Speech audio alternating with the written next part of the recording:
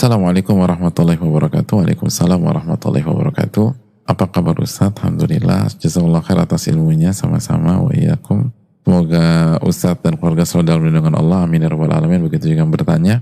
Afan mau bertanya, ada kerabat saudara ana sudah menikah yang khilaf dan berzina. Apa yang harus dilakukan oleh saudara ana ini dan juga istrinya? Mohon nasihatnya. Jazakallah khair. Kayaknya istrinya udah tahu nih ya. Kalau istrinya belum tahu, kan pertanyaan kayaknya nggak kayak gini ya. Arahnya nih istrinya sudah tahu. Hadirin yang Allah muliakan, yang pertama yang harus kita camkan bahwa masalah ini bukan masalah ringan. Masalah ini masalah perselingkuhan, apalagi sudah masuk ke zina. Dan di hari gini kalau udah bicara perselingkuhan mungkin 99% jatuh pada zina ya. Yang pertama yang harus kita lakukan adalah ini tuh ibarat penyakit stadium yang parah dalam rumah tangga. Bagaimana tidak? Allah berfirman dalam surat An-Nur ayat 3, Az-zani la yankihu illa zaniyatan au musyrikah. Laki-laki pezina tidak menikah kecuali dengan wanita pezina atau wanita musyrik. Wa zaniyatu la yankihuha illa zanin au musyrik. Dan wanita pezina tidak menikah kecuali dengan laki-laki pezina atau laki-laki musyrik. Terus ditutup dengan firman Allah, wa hurrima dzalika 'alal mu'minin. Dan menikah dengan pezina haram bagi orang-orang yang beriman. Hati-hati makanya. Allah gak mengatakan menikah dengan, mohon maaf, pelacur atau profesional. Pezina. Pezina itu cukup sekali dilabeli pezina. Sekali aja. Itu pezina. Jadi tolong sikapi dengan serius.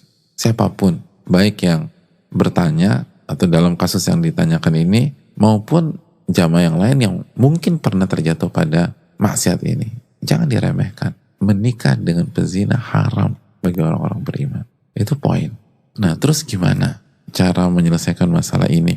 Yang pertama, yang harus kita camkan bahwa masalah ini tidak akan selesai kecuali setiap pihak suami dan istri, apalagi kalau istri udah tahu ya, bermain di kotaknya masing-masing. Allah berfirman dalam surat Al-Isra ayat 84, Qul kullun ya'malu ala syakilatih. Katakanlah setiap orang hendaknya beramal sesuai dengan kondisi masing-masing. Jangan urus kotak orang lain dalam tanda kutip, kecuali untuk mensupport, mendukung dan seterusnya. Mainkan kotak kita masing-masing. Oke, kalau kita sepakat, lanjut ke step berikutnya. Hendaknya masing-masing beristighfar dan bertobat kepada Allah. Istrinya juga Ustadz? Iya, istrinya juga. Kullun ya'malu ala syakilati. Setiap orang bermain di kotak masing-masing. Mau selesai gak masalahnya? Bermain di kotak masing-masing. Untuk suami, ia bertobat karena dosa zina tersebut dan dosa-dosa yang lain. Dan jangan putus asa. Jangan berpikir ini berakhir. Enggak. Tapi tadi pernikahannya haram. Enggak boleh nikah dengan pezina. Iya. Tapi perlu kita camkan bahwa status zina kita akan Allah cabut jika kita hapus dengan taubat. At-taibu minadz-dzanbi kaman la dzanbalah. Orang yang bertobat dari dosa seperti nggak pernah berdosa sama sekali. Oleh karena segera bertobat dan jangan pesimis. Allah mengatakan dalam surat Az-Zumar ayat 53 apa? Qul ya ibadiyalladzina asrafu ala anfusihim la taqnatu min rahmatillah. Innallaha yaghfiru dzunuba jami'a. Katakan kepada hamba-hambaku yang melampaui batas, melakukan dosa dan maksiat. Salah satunya zina. La taqnatu min rahmatillah. Jangan pernah putus asa dari rahmat Allah. Allah mengampuni seluruh dosa. Jadi tobat. Adapun buat istri, suruh taubat juga? Iya. Kenapa? Karena walaupun dalam kasus ini suami yang salah, ingatlah firman Allah, wa ma asabakum min musibatin fabima kasabat aydikum. Apapun yang menimpa kalian, itu pasti ada andil perbuatan tangan kalian, kesalahan dan dosa kalian. Betul, suami yang berzina. Tapi bisa jadi, kenapa ini kita alami? Dan ini adalah pukulan yang paling menyesakkan bagi seorang wanita yang berumah tangga ketika mengetahui suaminya selingkuh. Ini musibah di atas musibah. Nah Allah katakan apapun yang menimpa itu ada andil dari kalian. Surat Asy-Syura 30. Jadi jangan mengatakan saya udah baik, saya sudah jadi wanita baik-baik, saya sudah ini, saya sudah, kenapa Allah lakukan ini? Loh, ada yang salah berarti. Apa kata Allah dalam surat Ali Imran ayat 182? Dzalika bima qaddamat aydikum wa annallaha laisa bidzallamin lil 'abid. Itu karena perbuatan tangan-tangan kalian.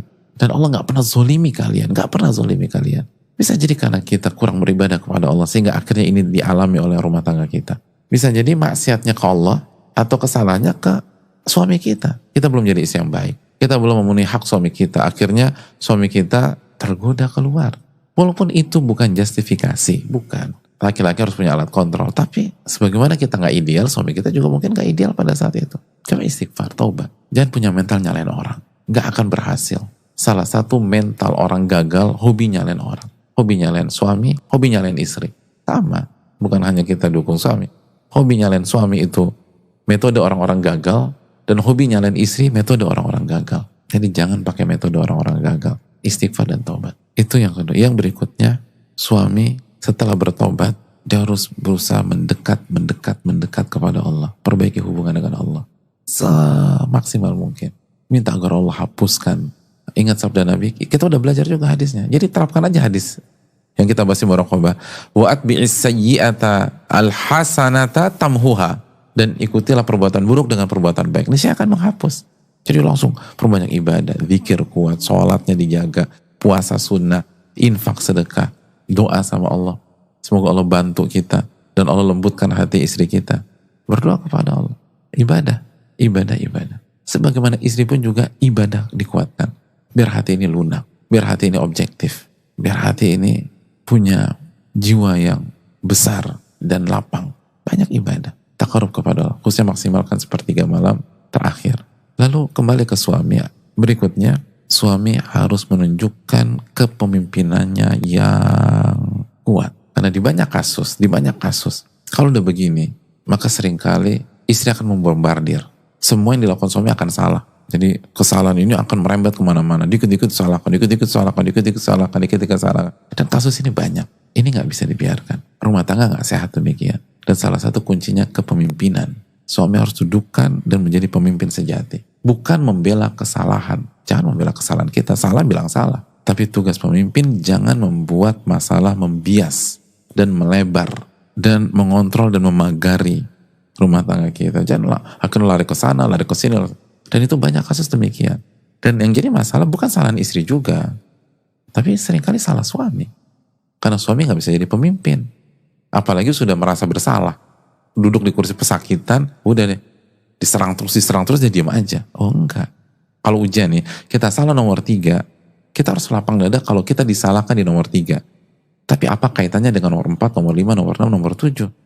Dan kalau kita dibombardir nomor 4, nomor 5, nomor 6, nomor 7, kita punya kewajiban, bukan bela diri ya, tapi mendudukkan permasalahan.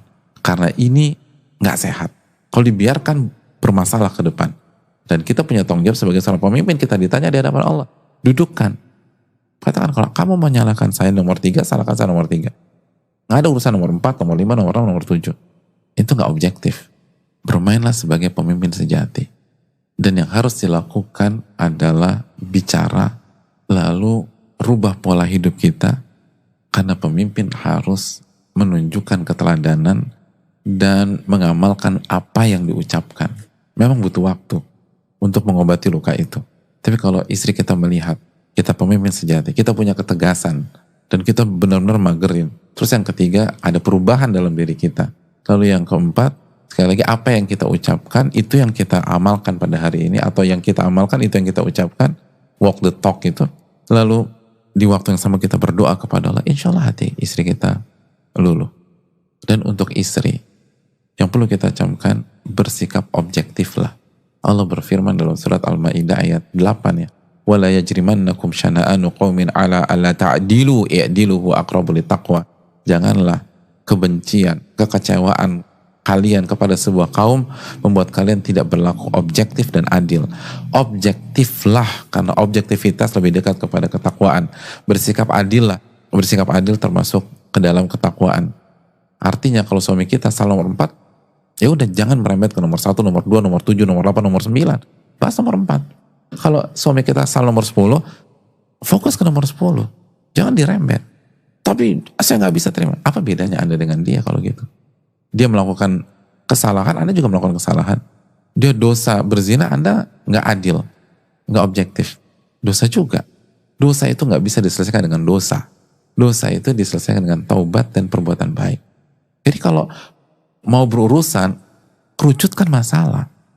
Semua sepakat, orang-orang yang mengerti problem solving, kalau ada masalah tuh kerucutkan, jangan dibiaskan. Nggak akan selesai. Saya masih nggak bisa terima. Oke, step pertama, kesalahannya apa sih? Kesalahannya zina. Oke, lingkarin tuh poin itu. Jangan ributkan yang lain. Itu nggak ada masalah kan? Nggak ada masalah. Ya udah fokus masalah itu aja. Kalau kita merembet ke yang lain, kita nggak adil dan kita nggak objektif. Dan kita berhadapan dengan Allah Subhanahu Wa Taala. Dan itu menyelesaikan masalah dengan masalah. Oke, kita kerucutkan. Berarti salahnya apa? Zina, Ustaz. Oke, zina. Lalu masuk ke surat An-Nur misalnya ayat 22. Wal-ya'fu wal-yasfahu ala tuhibbun an yaghfirallahu lakum wallahu ghafurur rahim. Allah katakan, maafkan dan lupakan kesalahannya. Tidakkah kalian ingin dosa-dosa kalian dimaafkan oleh Allah? Dan Allah Maha Pengampun, Maha Penyayang. Tapi itu dosa zina. Oke, dosa zina. Fatal, sepakat. Itu fatal banget. Laki-laki kurang ajar gara-gara. Iya, kita sepakat. Nggak benar. Tapi apakah hanya suami kita yang salah dalam kehidupan ini? Kita nggak punya salah. Apakah hanya suami kita yang berdosa, lalu kita nggak berdosa? Lalu kalau kita berdosa, emang dosa kita sedikit? Mungkin kita gibah. Mungkin kita buka aurat jamaah. Buka aurat. Kita nggak berhijab. Emang itu nggak dihitung sama Allah? Oke, kalau kita berdosa, apa yang kita harapkan? Saya berharap dimaafkan oleh Allah. Saya berharap diampuni oleh Allah. Kalau gitu maafkan saudara Anda. Maafkan suami Anda. Sebagaimana kita berharap dimaafkan, maafkan dia. Allah yang mengatakan, wal ya'fu wal yasfahu, maafkan. Ala tuhibun an yaghfirallahu lakum. Tidakkah kalian ingin dimaafkan oleh Allah? Kalau ingin dimaafkan, maafkan orang. Al jaza min jinsil amal. Balasan tergantung jenis perbuatan. Kalau kita ingin dimaafkan, maafkan orang. Jenis perbuatan. Balasan memaafkan, dimaafkan. Dan yang berikutnya coba kita pikirkan. Kita nih hidup di dunia, seringkali buat dosa sama orang, dan kita nggak bisa minta maaf ke orang tersebut. Gimana coba caranya? Itu susah. Gimana cara minta maaf?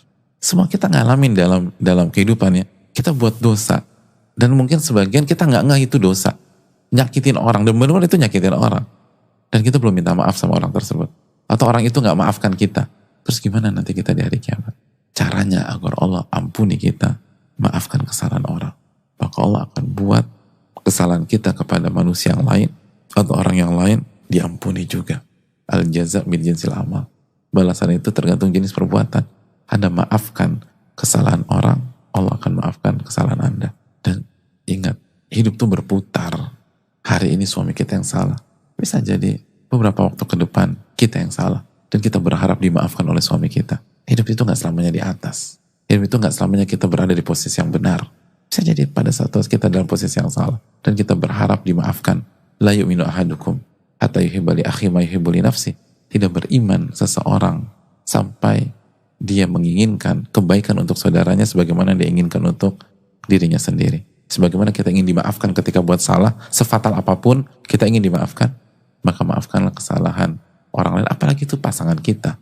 Jika dia melakukan kesalahan walaupun itu fatal. Dan terakhir kata para ulama, wanita soleha itu konsepnya adalah membangun rumah tangga. Adapun wanita fasik, konsepnya menghancurkan rumah tangganya sendiri karena egonya, karena ngotot terhadap nafsunya. Dia nggak peduli, udah berantakan deh. Enggak, wanita-wanita hebat, cerdas, itu mereka membangun, bukan menghancurkan. Kita tinggal pilih kita mau jadi wanita soleha atau wanita yang fasik, yang menghancurkan rumah tangganya karena ego dan emosinya sesaat. Minta pertolongan kepada Allah, dan insya Allah Allah memudahkan kita melewati ini. Saya rasa cukup. Subhanakallahumma wa bihamdika, la ilaha illa anta, astaghfiruka wa atubu ilaik. Assalamualaikum.